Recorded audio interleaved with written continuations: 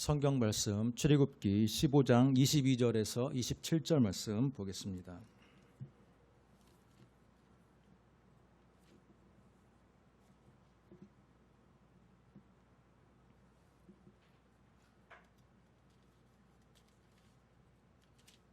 구약 성경 106쪽에 있습니다. 출애굽기 15장 22절에서 27절 말씀, 저와 여러분이 한 목소리로 같이 읽도록 하겠습니다. 같이 읽습니다. 모세가 홍해에서 이스라엘을 인도하매 그들이 나와서 수르 광야에 들어가서 거기서 사흘 길을 걸었으나 물을 얻지 못하고 마라에 이르렀더니 그곳 물이 써서 마시지 못하겠으므로 그 이름을 마라라 하였더라. 백성이 모세에게 원망하여 이르되 우리가 무엇을 마실까 하매 모세가 여호와께 부르짖었더니 여호와께서 그에게 한 나무를 가리키시니 그가 물에 던지니 물이 달게 되었더라. 거기서 여호와께서 그들을 위하여 법도와 율례를 정하시고 그들을 시험하실세 이르시되 너희가 너희 하나님 나 여호와의 말을 들어 순종하고 내가 보기에 의를 행하며 내 계명에 귀를 기울이며 내 모든 규례를 지키면 내가 애굽 사람에게 내린 모든 질병 중 하나도 너희에게 내리지 아니하리니 나는 너희를 치료하는 여호와임이라. 그들이 엘림에 이르니 거기에 물샘 12과 종려나무 70그루가 있는지라. 거기서 그들이 그 물 곁에 장막을 치니라. 아멘.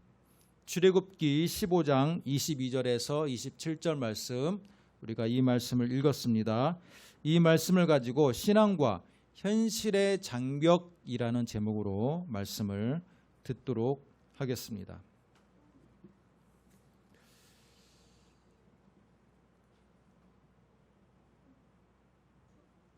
구약과 신약 그리고 현실을 아울러서 첫 신앙생활을 하는 그 장면, 신자가 옛사람에 속해 있다, 새 사람이 되고 거듭나는 그 장면, 또한 하나님의 품 안에 들어가는 그 첫 장면은 시대를 막론하고 굉장히 아름답습니다. 사도행전 2장을 보면 오순절 날에 모였던 많은 사람들에게 사도 베드로가 설교하며 회개의 메시지를 전했을 때 3,000명이 회개하는 그 모습이 있었고, 바로 그 직전에 마가의 다락방에서 오순절 성령이 임해서 많은 사람들에게 진정으로 예수님의 살아계심과 성령으로 거듭나는 그 역사가 나타났을 때 초대교회는 매우 빠르게 성장했을 뿐만 아니라 굉장히 행복했습니다. 그래서 사도행전 기자는 이렇게 말합니다. 사도들이 서로 네 물건 내 물건 나누지 않고 서로의 물건을 함께 사용했으며 뿐만 아니라 어려운 자들을 돕고 또한 쉽게 사람들을 섬기는 그런 아름다운 공동체의 모습이 회복이 되었더라라고 말하고 있습니다. 마찬가지로 우리나라의 평양시에 대부흥 운동이 일어났을 때 1910년대 남짓 그 시기에 성령이 강하게 역사해서, 여러분, 우리나라의 실제적인 부흥의 역사는 남한에서 시작되었기보다는 북쪽 평양을 중심으로 굉장한 성령의 부흥운동이 일어났습니다. 북쪽에서 성령의 많은 역사가 나타났어요. 자, 그랬을 때 일시적이지만 많은 사람들이 은혜에 감격한 나머지 그 마을에 도둑이 없고 그 마을에 평화만 있고 정말 아름다운 공동체가 이루어졌던 적이 우리나라에도 있었습니다. 자, 오늘 우리가 읽은 이 말씀 가운데 지금 출애굽을 막 한 공동체, 지난주에 홍해를 건너는 이스라엘의 백성들의 모습, 오늘 우리는 이미 홍해를 건너서 이제는 광야 생활을 시작하는 이스라엘 백성의 모습을 보게 됩니다. 자, 이것을 뭐라고 이야기했습니까? 지난주에 영적인 부분으로 비춰볼 때 홍해를 건너는 것 자체가 고린도전서 10장에 의하면 세례를 받는 것이다. 과거의 세상에 찌들어 살고 바로왕의 노예, 세상의 지배 가운데 살던 사람이 예수 그리스도를 믿기로 하나님의 은혜 가운데 인도함을 받고 세례를 받는 장면이라고 이야기했습니다. 그렇다면 지금 광야 생활을 시작하는 건 뭐예요? 이제 새신자의 모습이에요. 여러분, 홍해에 불과 며칠 전에 홍해의 기적을 목격했던 이스라엘 백성들, 얼마나 마음이 뜨거웠겠습니까? 여호와의 살아계심과 여호와의 능력을 친히 눈으로 보았기 때문에 그들은 출발선에서부터 굉장한 기대감과 가나안 땅을 향해 가고자 하는 강한 열망으로 출발했을 겁니다. 그러나 오늘 말씀의 제목처럼 현실의 장벽은 그들의 희망과 그들의 아름다운 공동체의 첫 출발이 너무나도 희망찼던 것과는 반대로 현실의 장벽은 너무나도 빠르게 다가왔어요. 불과 며칠 되지 않았어요. 지금 이스라엘 백성의 광야의 모습은 어떻습니까? 하나님이 통치하는 신정 왕국이 이루어진 상태예요. 제가 영상 자료를 준비해서 보여주면 좋았는데 영상 자료를 아직 준비하지 못해서 죄송하지만 제가 말로서 설명을 하자면 이스라엘 백성 장정 60만, 나머지 남녀노소를 합해서 약 200만에서 300만 사이에 거대한 무리가 지금 광야에 있는데 그 광야의 무리가 단순하게 그냥 대열을 나누지 않고 그냥 우르르르 지나가는 게 아니었다라는 거예요. 그들의 대열의 정 가운데 무엇이 있습니까? 성막이 있어요. 성막은 뭐예요? 움직이는 하나님의 임재의 장소예요. 성막이 그들 무리 가운데 정 가운데 있고요. 동서남북으로 12지파를 나누었습니다. 그래서 동쪽의 세 지파, 남쪽의 세 지파, 서쪽과 북쪽의 각 세 지파를 나누었어요. 동쪽에 있는 지파는 유다 지파와 이스갈과 스불론 지파가 있고요. 남쪽은 르우벤과 갓과 시몬 지파가 있고 서쪽에는 에브라임과 므낫세와 베냐민 지파가 있고 북쪽은 단과 납달리와 아셀 지파가 있어요. 그 가운데에 누가 있어요? 성막이 있어요. 자, 이건요, 여러분 무엇을 상징합니까? 그들의 조직이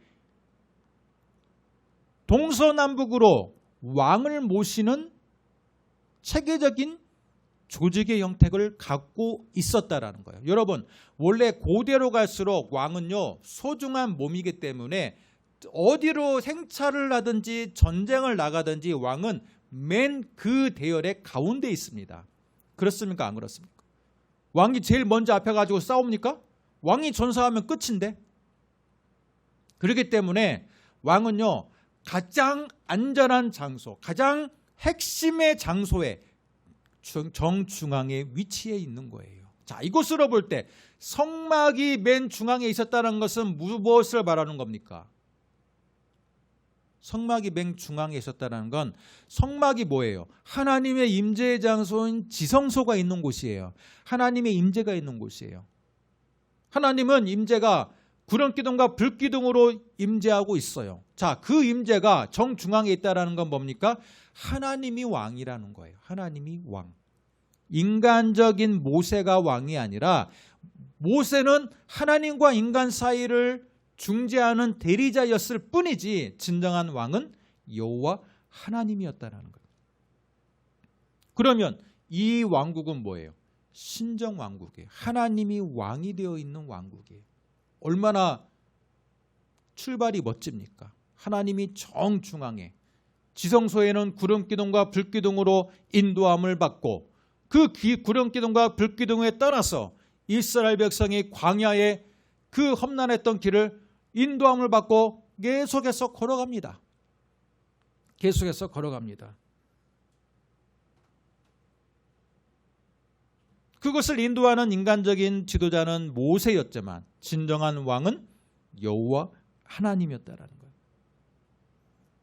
구름기둥과 불기둥은 하나님의 임재였기 때문에 하나님이 직접 그들을 인도하는 왕이셨다. 그리고 우리가 나중에 얼마 지나지 않아서 출애굽기 19장 20장을 볼 건데 20장을 보면 뭐가 나옵니까? 십계명과 율법에 대한 말씀이 나와요. 여호와 하나님께서 이제 200만이 넘는 이 거대 무리 가운데 하나님이 직접 왕으로서 하나님이 등극하시고 그들의 무리를 인도하시기 위해는 뭐가 필요합니까? 그들을 통치할 법이 필요해요. 그 법을 수여하는 장면이 출애굽기 20장에 나와요. 율법을 수여하는 겁니다. 그 200만이 넘는 무리들이 여호와께서 원하시는 그 율법대로 살아가는 것을 훈련하는 장소가 바로 광야입니다. 여러분, 초신자가 되어서 바로 예수를 믿게 되었다고 해서 180도로 모든 것들이 변합니까? 변하지 않아요. 내가 예수를 믿기로 작정했던 그 마음가짐만 변했을 뿐이지 그 순간에는요, 과거에 세상에 묻어있던 모든 죄악과 습관들이 그대로 남아 있습니다. 그것을 빼기 위해서 무엇이 필요합니까? 새신자 교육이 필요하고 교회 말씀 훈련이 필요하고 큐티가 필요하고 여러 가지의 것들이 필요한 겁니다. 마찬가지로 이스라엘 백성들이 하나님을 정중앙에 성막 가운데 임재하신 하나님을 왕으로 모셨으나 아직까지 애굽의 때가 그대로 묻어있는 상태로 출애굽을 했다라는 거예요. 그래서 여호와 하나님은 그들을 훈련시키기 위해서 하나님의 백성다운 모습으로 그들이 살아가는 방식을 알려주기 위해서 친히 율법을 수여하여 주셨다. 율법을 주셨다라는 거예요. 율법을 수여하기 직전의 이스라엘 백성의 모습이에요. 그러나 그들은 기뻤습니다. 기뻤기 때문에 여러분, 오늘 우리가 읽은 이 15장의 초반부를 보시기 바랍니다. 14장까지는 홍해를 건너는 장면이고 15장 1절부터 보면요, 홍해를 건넌 바로 그 직후에 모세와 이스라엘 조선이 노래를 지으면서 여호와를 찬양합니다. 내가 여호와를 찬송하리니 그는 높고 영화로우심이며 말과 그 탄자를 바다에 던지셨음이로다. 여호와는 나의 힘이고 나의 노래시고 나의 구원시로다. 자, 이렇게 즉석에서 시를 지으며 노래를 부르며, 음가가 있는 노래겠죠. 음가가 있는 노래를 부르면서 굉장히 즐거워했습니다. 그런데 그 노래가 끝나고 나서 수르광야에 들어갔고 사흘길을 걸어서 물이 없어. 여러분, 사흘길, 하루 이틀 사흘 3일 동안 물이 없어요. 그리고 마라 이르렀어요. 이스라엘 백성이 지금 3일 동안 물을 못 맞았어요. 그들이 지금 항상 기쁘고 여호와를 찬양했던 그 입술이 불과 3일 만에 어떻게 됩니까? 3일 만에 어떻게 돼요? 현실적인 문제에 부딪히게 되는 겁니다. 여러분, 현실적인 문제는 뭐예요? 먹고 마시는 문제. 지금도 마찬가지예요. 여러분, 세상이 점점 과학기술이 발전하고 산업화되었다 할지라도 인간의 삶은, 기본적인 삶은 과거나 지금이나 똑같아요. 뭡니까? 먹고 마시는 문제가 해결이 돼야 돼요. 먹고 마시는 문제가 해결되지 않고는 아무리 좋은 과학이 발전하고 매스컴이 발전하고 또 개인의 인권이 높아졌을지라도 먹고 마시는 문제가 해결이 안 되면 근본적으로 인간은 불안함을 느낄 수밖에 없습니다. 여기서 우리는 쉽게 그들의 모습을 판단할 수 있어요. 아니, 불과 지금 3일 전만 해도 홍해를 건너고 여호와 하나님을 찬양하던 그들이 어떻게 3일 만에 이렇게 쉽게 마음이 돌변할 수가 있지? 어떻게 그렇게 찬양하던 입술이 갑자기 불만 불평으로 태세 전환이, 이렇게 빠른 태세 전환이 이루어질 수가 있지? 그렇게 우리는 질문할 수 있습니다. 그러나 여러분, 사람이라는 것은 원래 그런 존재예요. 우리가 아무리 비싸고 좋은 음식을 먹었다 할지라도 여러분, 그 비싸고 좋은 음식을 뷔페 가가지고 먹었어요. 그랬다 할지라도 3일 굶어봐요. 그 비싸고 좋은 음식이 3일 동안이나 우리의 배고픔을 면하게 해줄 정도로 계속해서 우리에게 영양분을 공급해 줍니까? 그렇지 않아요. 아무리 비싸고 좋은 음식도 한 끼의 식사일 뿐이에요. 3일 동안 먹지를 못하면 금방 사람은 변하게 돼 있어요. 이스라엘 백성도 마찬가지. 200만 명이 넘는 그 엄청난 숫자의 신전 왕국의 백성일지라도 3일 동안 물이 없으니까 그들의 마음은 초조해지고 나중에는 불만, 불평이 생기게 되었던 것입니다. 이것을 우리 시대로 적용하면요, 왜 예수 믿는 사람이 회개했다고 하는데, 회개했다고 하는데 그들은 왜 쉽게 거짓말하고 불만 불평하고 사기를 치고 그러느냐? 믿지 않는 사람들이 예수 믿는 사람들을 향해서 지적하는 것 중에 하나가 뭡니까? 교회를 가나 교회를 가지 않으나 인간 본성은 똑같다라는 거예요. 교회를 가지 않는 사람들도 똑같이 거짓말하고 똑같이 자기중심적이고 똑같이 자기가 잘 되기를 원하는 기복주의적이고 그런 모습이 똑같이 있다라는 거예요. 세상 사람들이 볼 때는 예수를 믿으나 믿지 않으나 다만 한 가지 차이는 뭐예요? 주일날 교회 간다는 것, 말씀을 들으러 간다는 것, 기도 가끔 한다는 것, 그것 말고는 인간의 본성은 똑같다. 그렇게 비판하기도 합니다. 여러분, 그러나 여기서 우리가 한 가지 알아야 될 건 뭐냐면 하나님께서 이스라엘 백성, 특히 출애굽을 하는 이스라엘 백성을 택하셨을 때 그들의 인간성을 보고 택한 게 아니었다라는 거예요.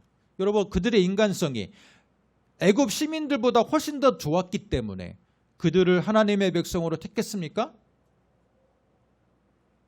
아니에요. 하나님이 그들을 택한 이유가 뭡니까? 한번 대답해 볼까요? 하나님이 이스라엘 백성들을 택한 이유가 뭐예요? 430년 동안이나 종노릇 하던 그들을 무려 400년이 넘는 기간 동안에 그냥 여호와 하나님께서 놓아주셨던 그들을 왜 하나님이 불러서 출애굽을 하게 했을까요? 그들의 인격이 이방인들보다 훨씬 더 훌륭했기 때문이 아니라 하나님은 이미 그렇게 계획하셨어요. 아브라함을 불렀을 때부터 무슨 약속을 했습니까? 너는 믿음의 조상이 되겠고 너의 후손을 내가 하늘의 별처럼 바다의 모래처럼 땅에 편만하게 번성할 수 있도록 내가 약속을 주셨어요. 그들은 엄밀하게 말하면 야곱의 70인의 가족이 번성한 자들이고 물론 중간에 이방인들이 회개해서 그 안에 출애굽한 백성들 가운데 수많은 이방인 잡족들이 편입이 되긴 했지만 근본적으로는 그래도 야곱의 70명의 가족이 혈연에 기반을 둔 공동체였다라는 것을 우리는 알 수가 있어요. 성경이 그렇게 기록하고 있으니까. 자, 그러면 하나님이 그들을 불러낸 이유는 인격이 특별해서가 아니에요.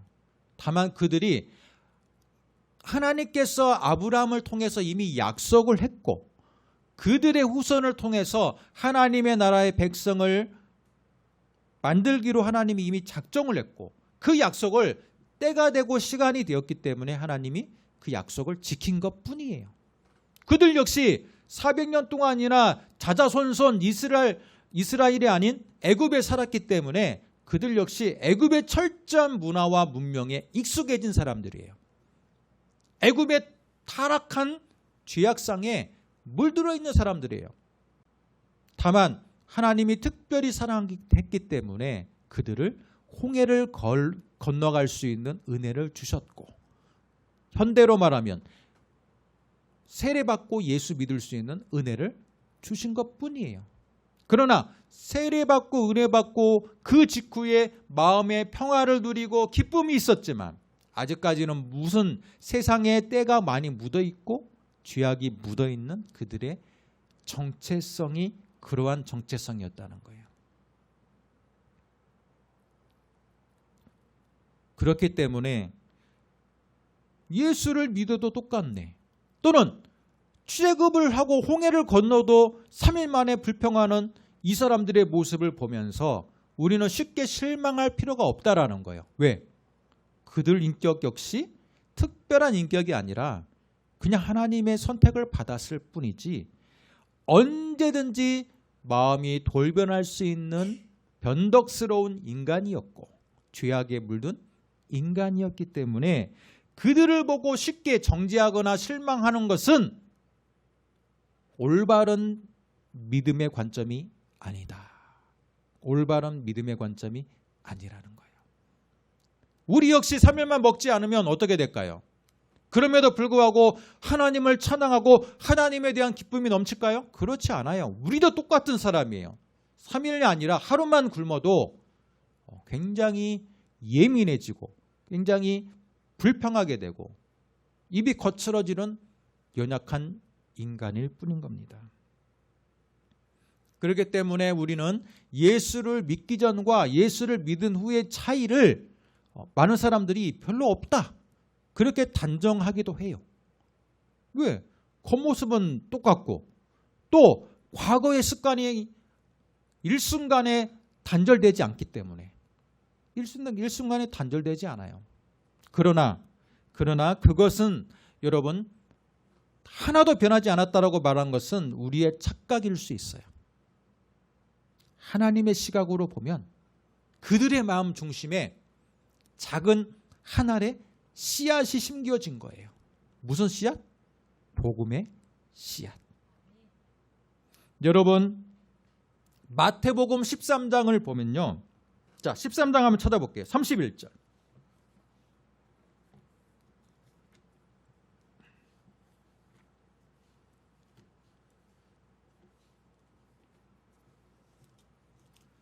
마태복음 13장 31절.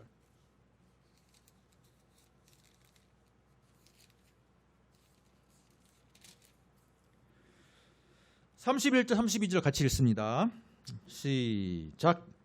또 비유를 들어 이르시되 천국은 마치 사람이 자기 밭에 갖다 심은 겨자씨 한 알 같으니 이는 모든 씨보다 작은 것이로되 자란 후에는 풀보다 커서 나무가 되매 공중의 새들이 와서 그 가지에 깃들이느니라.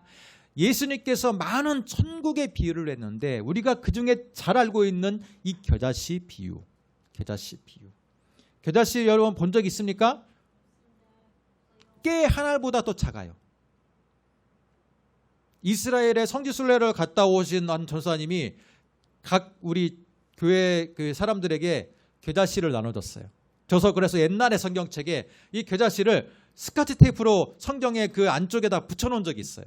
근데 그 겨자씨를 보면요, 깨 하나보다 더 작아요.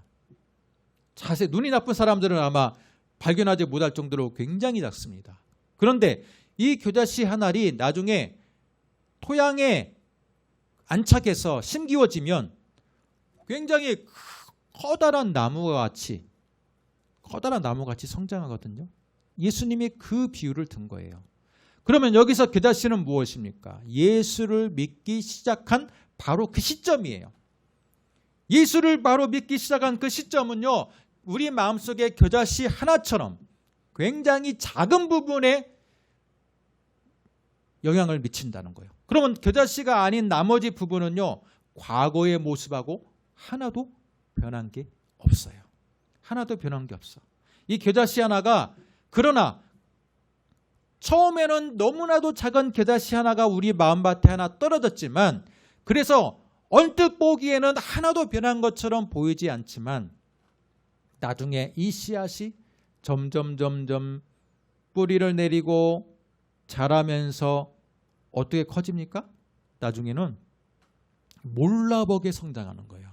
수백 배, 수천 배 성장하는 거예요. 예수님께서 이 비유를 해주신 건 뭡니까? 바로 지금 이 장면이에요. 출애굽을 한 이스라엘의 공동체는 너무 연약해서 과거하고 너무나도 하나도 차이가 없어 보여요. 좋으면 좋은 거고 싫으면 싫은 거야. 여호와 하나님이 홍해를 갈랐으니까 좋으니까 그냥 노래 찬양을 부른 거고, 3일 만에 물이 없으니까 과거의 습관대로 불만불평하고 나 애굽으로 돌아가겠다. 벌써 컴백파가 생기고 불만불평하는 사람들이 생기는 거 너무나도 자연적인 거예요. 그렇다고 해서 과거의 모습하고 하나도 차이가 없느냐? 그렇지 않다라는 거예요. 겨자씨 하나처럼 이미 하나님의 백성의 마음에 작은 씨앗이 뿌려졌고, 그것들이 자라기 위해서는 광야의 여러 가지 연단을 통과해야 된다는 것입니다. 저는 이 말씀을 보고요,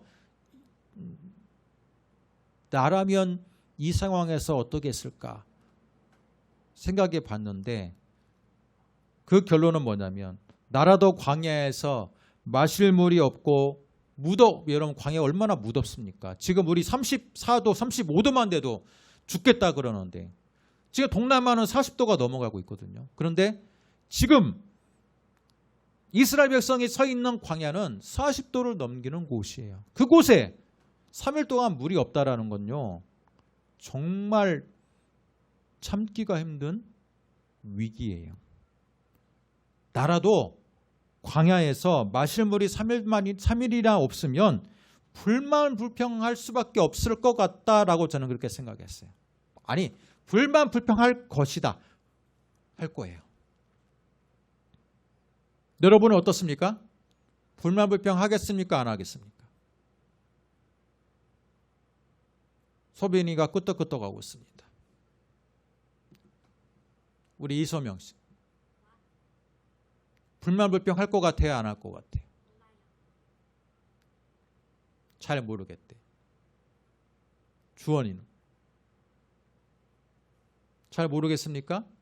그러면 40도의 더위에 1시간만 서 있어 보세요.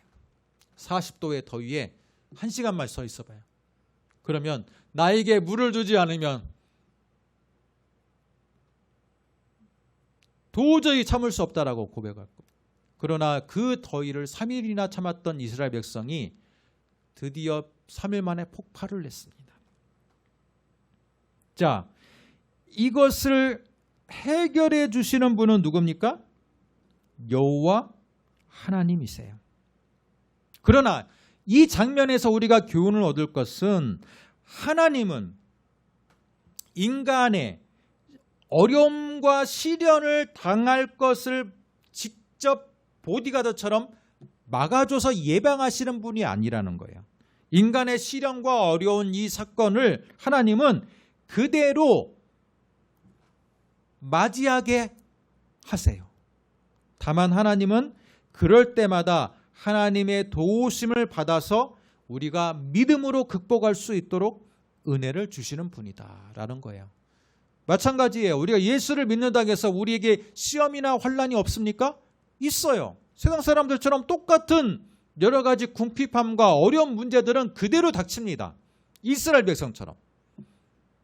이스라엘 백성의 지금 이 장면이 일회성으로 끝난 게 아니라요, 성경을 읽다 보면 계속해서 어려운 문제가 닥칩니다. 또 물이 부족한 문제가 생기고, 아말렉 이방 족속이 침범하는, 그래서 자신들의 민족이 위기에 처하는 장면도 생기고, 여러 가지의 문제들이 그대로 그들은 맞닥뜨리게 됩니다. 마찬가지로 우리 인생도 예수를 믿는다고 해서 하나님이 우리의 인생의 모든 문제의 보디가드가 되어주시지는 않아요.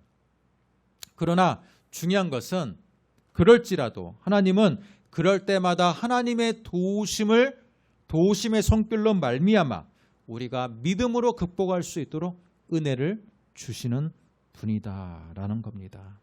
자, 여러분, 지금 15장에 우리가 말씀을 읽고 있는데 이스라엘 백성이 24절부터 모세에게 원망합니다. 그리고 그것에 자글거하던 모세가 25절에 여호와께 부르짖습니다. 그러더니 여호와께서 그 부르짖음에 대해서 응답하시는데 응답한 말씀을 25절을 보겠습니다. 여호와께서 그에게 한 나무를 가리키시니 그가 물에 던지니 물이 달게 되었더라. 여러분, 지금 이 마라라는 이 장소는요, 오아시스예요. 광야락에서 물이 1%도 없는 곳이 아니에요.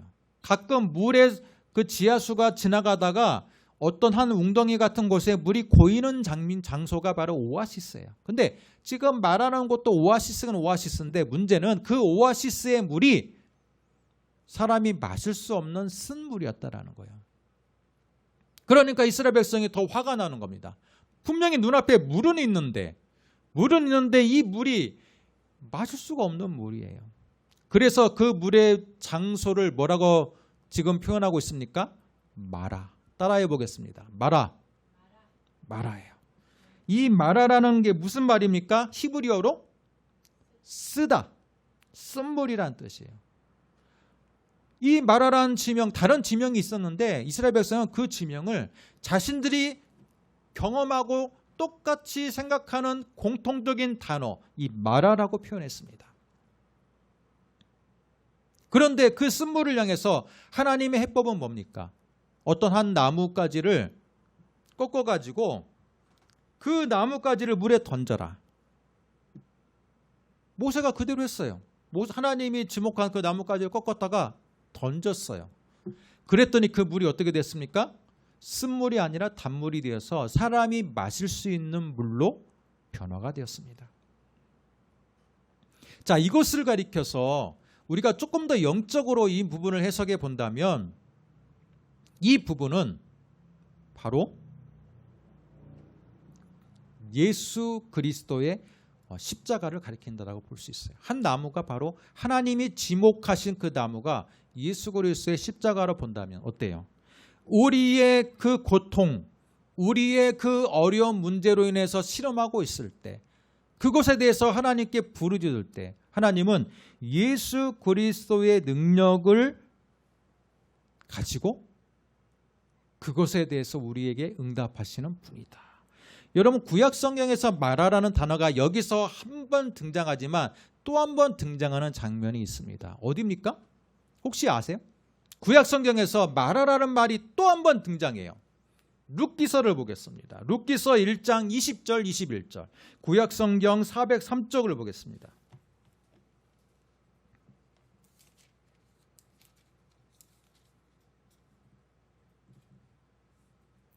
룻기서 1장 20절 21절 같이 한번 읽겠습니다. 시작. 나오미가 그들에게 이르되 나를 나오미라 부르지 말고 나를 마라라 부르라. 이는 전능자가 나를 심히 괴롭게 하셨음이니라. 내가 풍족하게 나갔더니 여호와께서 내게 비어 돌아오게 하셨느니라. 여호와께서 나를 징벌하셨고 전능자가 나를 괴롭게 하셨거늘 너희가 어찌 나를 나오미라 부르느냐 하니라. 여러분, 룻기는 나오미에 대한 이야기죠. 룻과 보아스는 이제 나중에 이야기고 그 시어머니가 되시는 분이 나오미인데 이 나오미 집안이 망했어요. 그러니까 나오미가 그 망한 자신의 집안의 그 상황을 보고 나를 이제 나오미라고 부르지 말고 뭐라고 부르라 그래요? 마라. 우리 조금 전에 나왔던 출애굽기 15장의 마라라는 단어가 여기에 등장해요. 여기서 마라가 무슨 뜻입니까? 마라. 쓰다. 근데 여기서 쓰다는 것을 좀 더 의역을 해보면 뭐예요? 나오미의 지금 마음이 쓰다라는 건 뭐예요? 내 마음이 괴로움으로 가득 차 있다는 뜻이에요. 그래서 괴로움, 쓴 그런 의미가 마라에 담겨 있습니다. 자, 이스라엘 백성의 지금 이 마라의 장소에 이르러서 오아시스에 이르러서 쓴물을 본 그들은요 멘붕이 왔습니다. 하나님께 부르짖었습니다. 모세가. 그랬을 때 하나님은 그들의 괴로움을 마라라는 그 쓴물을 괴로움을 해결해 주셨어요. 무슨 물로? 단물로. 그런데 우리의 쓴 마음, 우리의 괴로운 마음을 해결해 주면서 우리에게 평안함과 은혜로의 마음으로 바꿔주시는 것은 바로 한 나뭇가지였다. 그게 뭡니까? 주님의 은혜의 십자가였다라는 겁니다. 이건 굉장히 영적인 해석이지만 저는 이 영적인 해석이 이 본문에서만큼은 적용이 될 수 있다라고 생각해요. 많은 사람들이 예수를 믿어도 마라처럼 쓴 마음을 가지고 예수를 믿는 사람들이 있어요, 없어요? 있어요. 우리의 환경 때문에 우리의 마음이 지금 쓴 마음, 쓴물과 같은 마라와 같은 마음으로 신앙생활 하시는 분들이 지금 우리 대한민국 사회에도 많이 있을 거예요. 왜 하나님은 나에게 이 문제를 아직 해결해 주지 않지? 왜 우리 집안은 이렇게 끊임없이 우환이 계속 끊이지 않지? 왜 지금 경제가 어려워서 내 지금 경제적인 문제가 해결되지 않지? 라고 우리는 마음속에 괴로움을 갖고 있어요. 마라를 갖고 있어요. 마음속에 괴로움, 마라를 갖고 있어요. 그랬을 때 우리는 그 괴로움을 당연시하기보다는 모세처럼 기도해야 돼요. 기도했을 때 하나님이 우리에게 한 나뭇가지를 주셔서 우리의 쓴 마음을 단물로 바꿔주시는데 그것이 바로 주님의 은혜고 주님의 십자가임을 우리는 기억해야 될 필요가 있습니다. 주님은 우리에게 은혜를 주시는 분이에요. 우리가 쓴 마음으로 그대로 이 세상을 살기를 원치 않으세요. 주님을 더 의지하고 주님의 공로를 의지해서 언제나 우리의 쓴 생각, 쓴 감정, 쓴 언어들이 모두 긍정적인 생각, 긍정적이고 행복한 감정, 긍정적인 언어로 변화되기를 원하세요. 그게 바로 주님의 은혜를 통과한 자에게 주시는 하나님의 축복인 줄로 믿습니다. 오늘 이 시간 우리의 마음이 마라와 같습니까? 우리 하나님께 기도하겠습니다. 우리의 마음을 변화시켜 주셔서 우리의 마음이 마라가 아닌 단물이 될 수 있도록 변화되게 하여 주옵소서. 우리의 교회 현실이 지금 마라와 같습니까? 하나님께 부르짖기를 원합니다. 단물로 변화시켜 주셔서 단물을 계속 생산할 수 있는 교회가 되게 하여 주옵소서. 우리가 이 시간 같이 기도하겠습니다. 통성으로 기도합니다. 하나님 은혜 베풀어 주시기를 간절히 원합니다. 이 시간에도 마라와 같은 마음으로 나와 있습니까? 우리의 현실이 마라와 같은 환경에 놓여 있습니까? 하나님 이 시간 우리가 이스라엘 백성처럼 불만불평으로 가득 차기보다는 모세처럼 기도하기를 원합니다. 모세처럼 부르짖기를 원합니다. 하나님 예수 그리스도의 십자가의 공로로 말미암아 우리의 마라와 같은 마음, 마라와 같은 환경, 마라와 같은 입술이 변화되게 하여 주시옵소서. 언제나 축복할 수 있는 언어와 축복할 수 있는 생각과 우리의 모든 장벽들이 주님의 십자가를 통과했을 때 모든 환경들이 변화되고 주님의 축복을 누리기에 합당한 하나님의 백성들, 축복을 누리기에 합당한 교회가 될 수 있도록 하나님께서 은혜 베풀어 주시옵소서. 믿사오며 예수님의 이름으로 기도드립니다. 아멘. 이 시간 치유기도 시간입니다. 가슴에 손을 얹고 기도하겠습니다. 하나님, 우리 마음과 우리의 영혼 모든 것들 주님께 올려드립니다. 혹시 아직 하나님의 나라에 속하지 않은 마라와 같은 부분들이 있습니까? 이 시간 손을 올리고 하나님의 간절한 임재하심을 소망하며 하나님의 치유의 능력을 믿으며 손을 얹고 기도하는 자에게 주님께서는 놀랍게 역사하실 줄로 믿습니다. 이 시간 성령으로 충만케 해주시고 우리의 약한 영과 혼과 육의 부분들이 주 예수 그리스도로 말미암아 온전하게 깨끗함을 받을 수 있도록 주님 은혜 베풀어 주시옵소서. 믿사오며 예수님의 이름으로 기도드립니다. 아멘.